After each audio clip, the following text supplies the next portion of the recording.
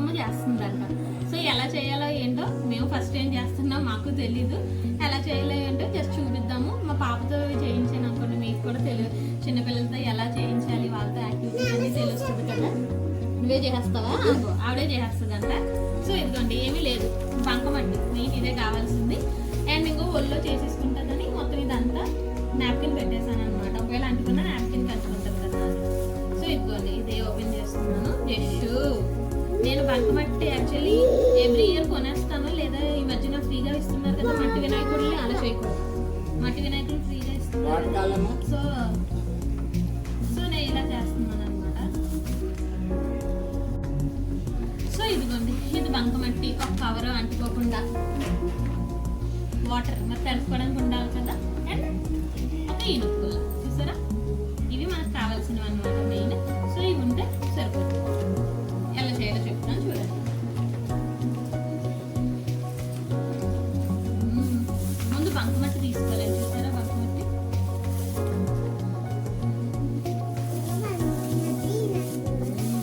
మా పాప ఇచ్చేయాలంట. ఫస్ట్ ఇది తీసుకున్నాను ముద్ద అనమాట. ముందు పెద్ద ముద్ద చేసుకుంటున్నాను పొట్టకి, సోమవారం పొట్టది ఉంటుంది కదా, దానికోసం చేస్తున్నాను అనమాట. ఉందమ్మా, నీకే నీకే నీకే. ఇది గట్టిగా ఉందండి మట్టి బాబాయ్, చాలా గట్టిగా ఉంది.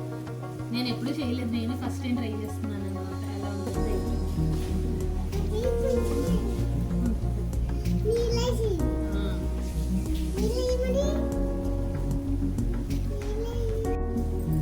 ఇదిగోండి.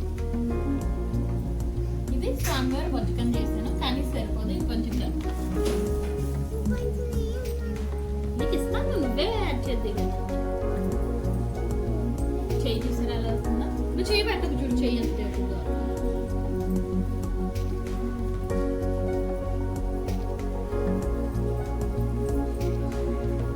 సోమవారం బతుకమ్మ ఇస్తానమ్మా, ఇస్తాను ఇస్తాను ఇస్తాను. ఇదేమో సోమవారం ఫేస్, ఇంకొంచెం పెద్దగా పెడతాం ఫేస్.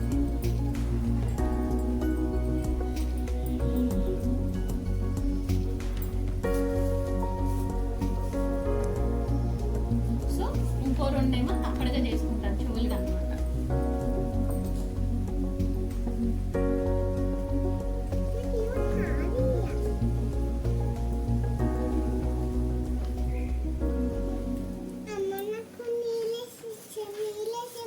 నీళ్ళేసి ఒకటి అలాగా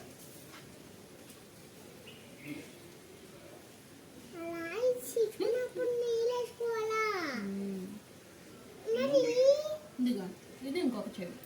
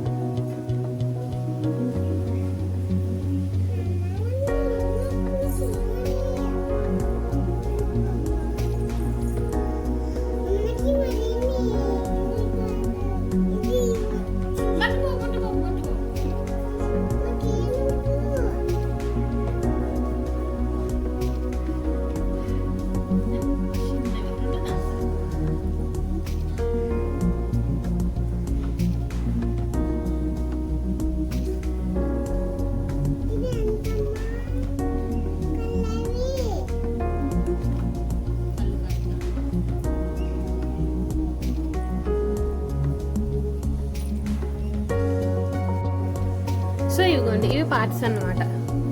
ఇది మనం తెచ్చిన బంకమట్టి, దీన్ని ఇంకో బొజ్జకి, ఫేస్కి, 2 చెవులు, దంతము అండ్ ఇవి చాలు. మనకి కావాలంటే ఇంకా చేసుకోవచ్చు, బట్ నేను మా పాపతో కాబట్టి ఇలా చిన్నగానే చేస్తున్నాను అనమాట.